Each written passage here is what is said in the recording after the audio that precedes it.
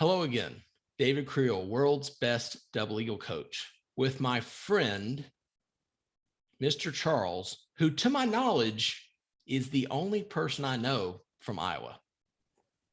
How are you today, Charles? I'm good, man. Hey, it's paradise, man. Paradise. Iowa. That's the rumor. That's isn't that where Field of Dreams was or something? It's Iowa. Yeah, Dyersville, baby. Oh, well, yeah. I've never been, so I'll take your word for it.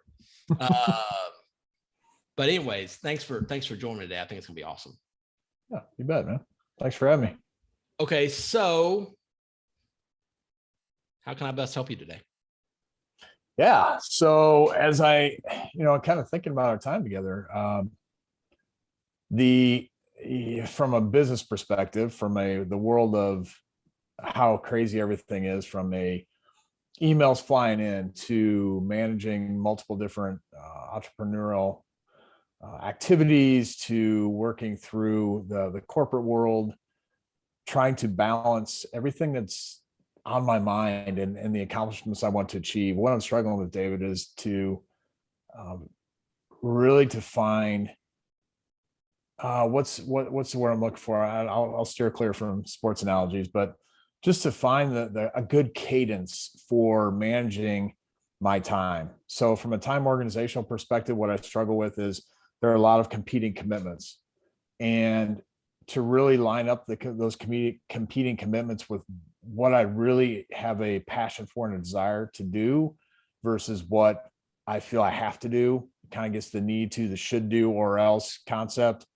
Really just want to just explore, see how you can maybe just help me to uncover or discover maybe a cadence or maybe a path to follow to make sure that I'm not only just utilizing my time. I don't want to use the term effectiveness and efficiency, although that is kind of how I fly. Most importantly for me is accomplishing the things I want to accomplish in the time frame that I have on this earth. Cool. Okay. Yeah. I mean, that last part just kind of. Okay. No pressure. Mic drop. Okay, we're done here. Good insight. Oh, what would you like to do? Work with businessmen and women leaders as far from a coaching and leadership development perspective, full time. And how close are you doing that now? Let's say 80%. Okay, so you're pretty close to be able to just step onto the boat, off the dock onto the boat without getting wet, basically. Correct. If the dock is what you used to do in your corporate job. Yep. The coaching or consulting, whatever boat is getting closer to the dock, you can almost step onto it where you're good. Correct. So what needs to come off your plate?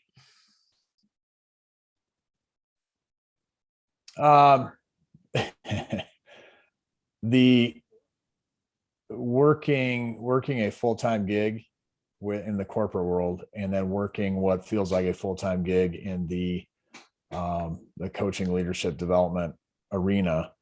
I keep saying competing commitments because there's networking that I do with just, for example, going through Business Networking International, going and meeting with individuals, connecting with them, doing what my highest values are, is to connect. It's to build community.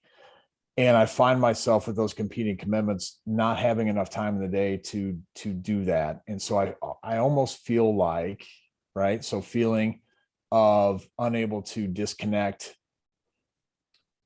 from the responsibilities of the full-time gig, and maybe there's something in there to say there's some job security, or there's every 2 weeks I get a paycheck, and versus I don't know, maybe there's some underlying current that's keeping me from stepping onto that boat, as you put it.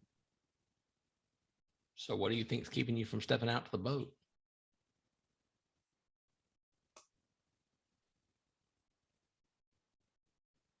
Yeah, obviously I've done some thinking on this. And maybe some of the limiting beliefs regarding there's 2 points. Competing commitments, right? So I keep using that terminology because the commitments I have I have a responsibility to my family. I have a responsibility to the own results that I would get. Never having stepped out and done entrepreneurial completely on my own, 100% responsible for my income, not having done that. I think there might be some limiting beliefs around whether it can actually happen. But then probably more equally as significant is getting the support from just making sure that my wife feels confident that this is the move that's not going to, or that's going to be the right move.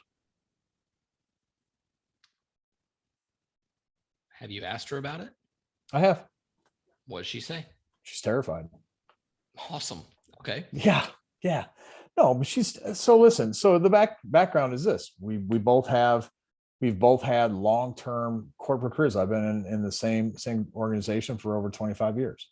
I've built up a strong reputation. I have a lot of strengths and background that one would say, well, what's the point of leaving? But when your passion and purpose lies with being in service to others, that's the overriding energy behind it. Then the logistics of it. So my wife says, well, you're not ready. You're not organized. You don't know where your next client's going to come from. You don't know how you're going to do this. And there's probably truth to that. So, I mean, from a logistical tactical standpoint, David, it's like, I need to figure out what that business plan or what that game plan looks like, because that's going to be the catalyst for me to, I'll say, sell my wife on the opportunity. Do you have any paid clients now? I do. And when you said it's 80% solid, that's from the work you're currently doing in the coaching / consulting, and that's already income that is coming in or has already come in from people? Yeah, good question for clarification. That 80% is between the skill sets I bring, the training I've had, the conversations I've had with other individuals, the current clients that I do have. It's that 80% is the 80% ready to be successful, to make a successful jump or step onto that boat. I think where where that 20% lies is I haven't replaced my income at this point. And there was some conversation that my wife said she would love me to replace your current income, and then you can step away. And it's becoming difficult to maintain. It's almost like running on parallel tracks. Mm-hmm. And it's when you're thinking that what needs to happen to logistically close that 20% gap. So what do you think needs to happen? Well, I'd like to just get enough clients to replace my income today. I don't believe that is, I literally don't believe that's possible, due to the fact that time is a factor.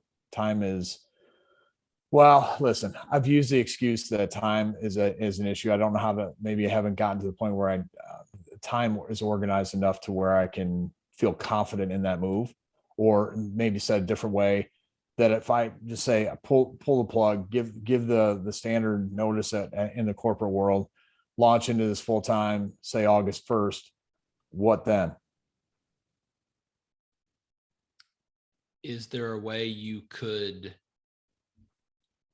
let's say this is 40 hours and your coaching is, say, this much, and this is your current job. Is there a way to do like this, where you're working 28 hours a week and you can spend 12 or 20 hours on your coaching, and kind of make it go like this hour wise to like this? Maybe not like this where it goes away, but just where at least where it gets where it's level, or it's slightly less, where maybe you work 4 10s and you have Friday off to focus on growing your coaching. Yeah. Could that be possible? I would say anything's possible. But I currently work with a large client base at my current job, meaning I'm on 5 days a week. And yes, I can take time off, obviously, but that five days a week is being available to them throughout the day. So there's, just like most corporate jobs, there's more work than can be done in a day, and it carries over to the next. 28 hours a week at this point in time does not feel feasible. And I use that word intentionally because I have not gone to the particular leadership of my organization and asked them if I could work part-time. Maybe not part-time, maybe you do your work in 4 days instead of 5. Never hurts to ask, right? I mean, worst I can say is no. Right. I'd have to come up with a game plan to figure out how that would work with the, it's the age old issue where when I'm not around, somebody has to pick up that slack because the client work doesn't go away. They still have interactions and services that need to be worked through. Is there something in your corporate work that you could pass off to someone else? I do have someone that works with me now that does some of the workload, but most of it is other work. We have it. The short answer is no.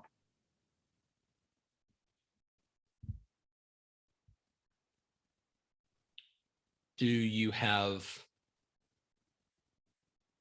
your evenings free? For the most part, yes.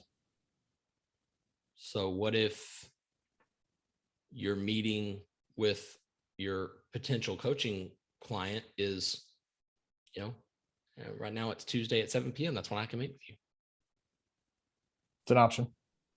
Because that way, if my guess would be, I've never worked 1 second in corporate, not 1 second. So I don't know the first thing about corporate. Sure.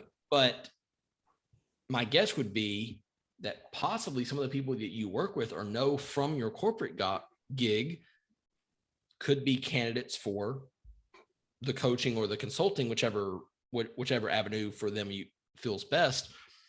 But you don't want them to have to go away from their job either. So they may not be available during the day. Yeah. At the same time because they have a meeting or whatever, but there's something to be said about scarcity too. It's like, well, yeah, I would like to be able to coach you at, Monday at noon, but I have a job. So I'm a part-time coach. I'm a full-time corporate person. So if you want to coach with me, it's Tuesday at 7 p.m. or Thursday at 6 p.m. or whatever. Right. Which could be an option to kind of free up your calendar a little bit. Yeah, you know what? While that thought has been there, it hasn't been hearing somebody else say it, right? Hearing it coming out of someone else's mouth seems to have more legs to it. Awesome. So, and I think it would now just be, you got to track who you're talking to. I don't know if you have a PDF giveaway or you have an email list or it doesn't really matter if you do or you don't, but it may be, oh, hey, Jill Smith, I saw you were struggling with this. I have something that may be a benefit to you. And you just make a PDF and you give it to them and see if they would like to carry the conversation further. Okay. Yeah, I don't have anything like that. Because you could create, especially with your corporate background, and you're going to be, my guess would be targeting mostly corporate people that or that somebody knows. Correct. It could be, whatever. How to get a hold of your schedule. Seven steps to get a hold of your schedule. Because maybe sometimes it's,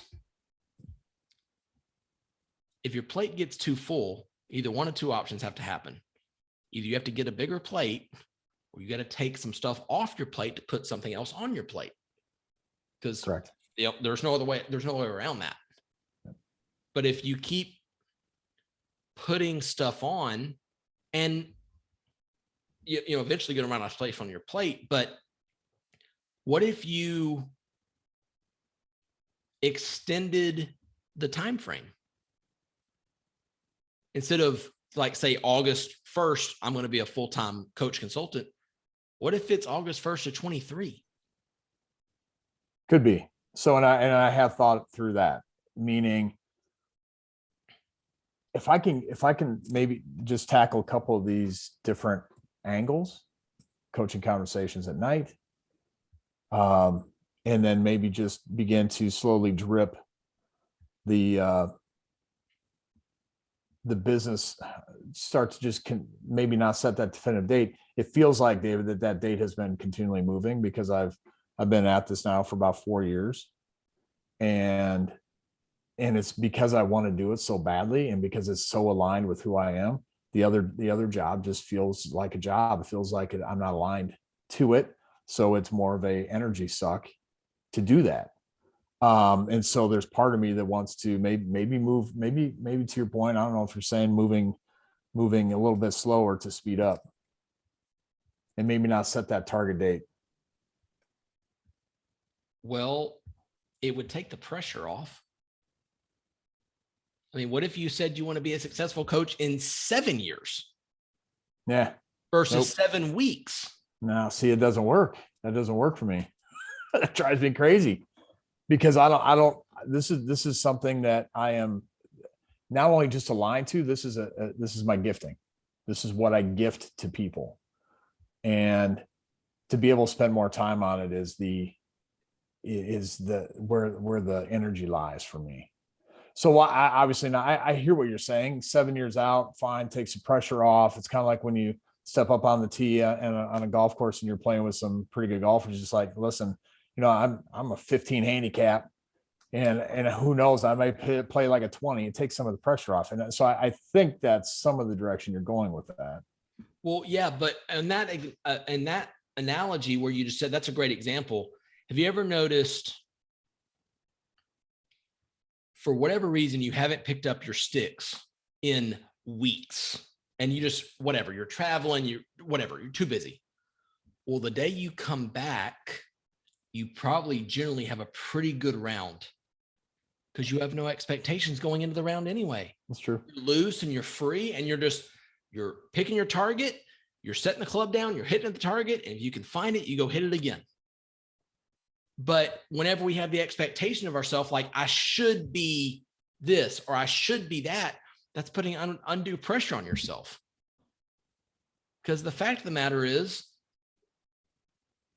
if you were supposed to be a full-time coach by now, you'd be a full-time coach by now.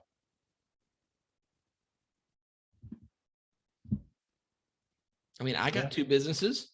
I have a pressure washing business and a coaching business. And right now, the pressure washing business is what feeds us. Sure. But I want to switch it like you do with the corporate job. Like my job is, I'm a pressure washer. Sure. Well, I've got bills too. So I can't just pull the plug on the pressure washing, because I don't hate the pressure washing. Right. I don't. Right. Yeah. But I don't love it either.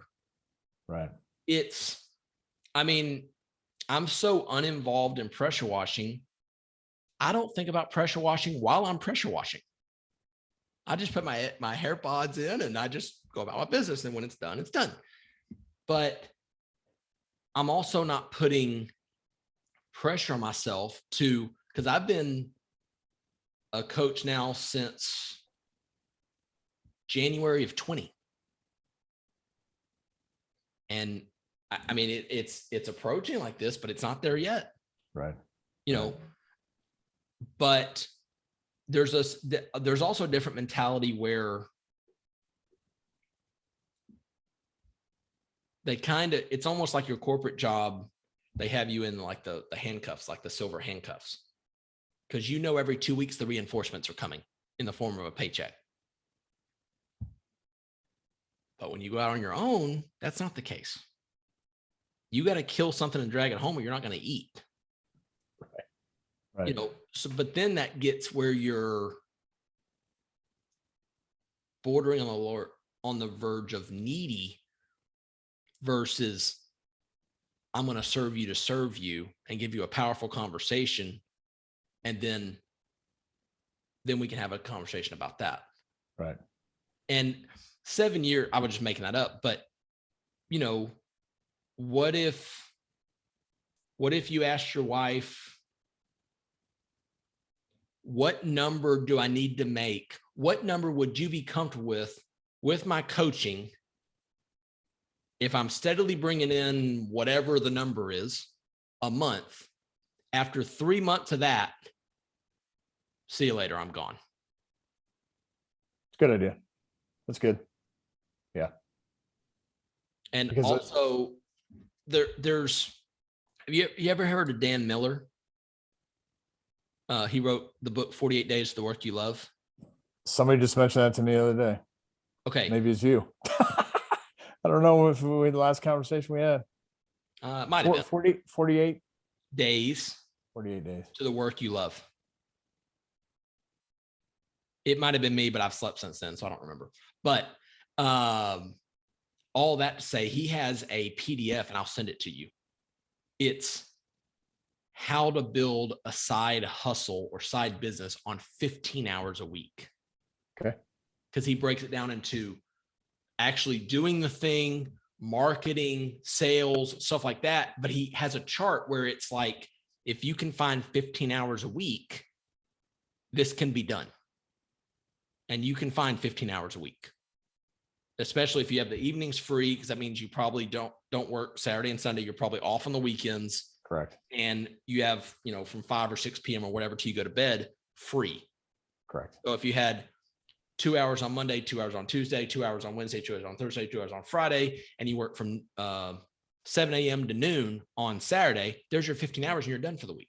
Right. You have the rest of the day off Saturday and you take off Sunday or do whatever you want on Sunday.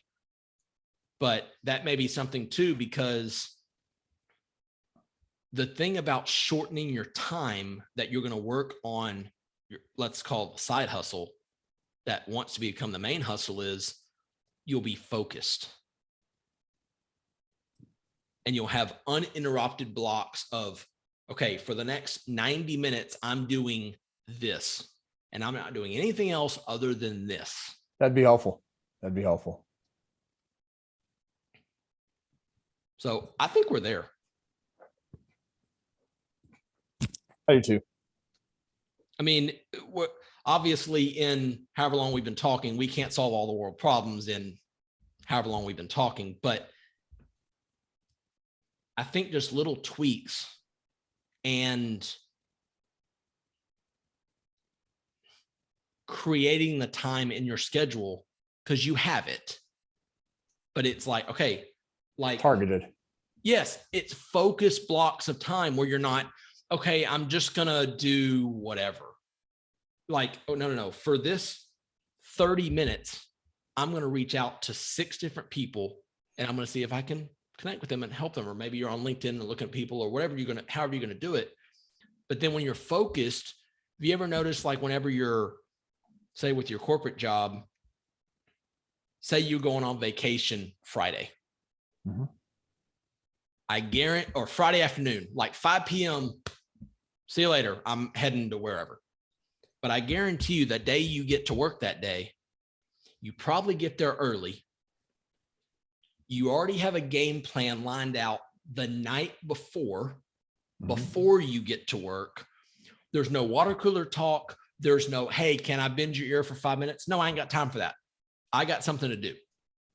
And you probably get a day and a half work done the same day in the same time frame because you're focused. Correct. I would agree. So I would apply that same deal for, because the corporate job, you're not going to lose it unless something extremely drastic happens. You're pretty much set. Correct. So, but you can kind of put that on autopilot.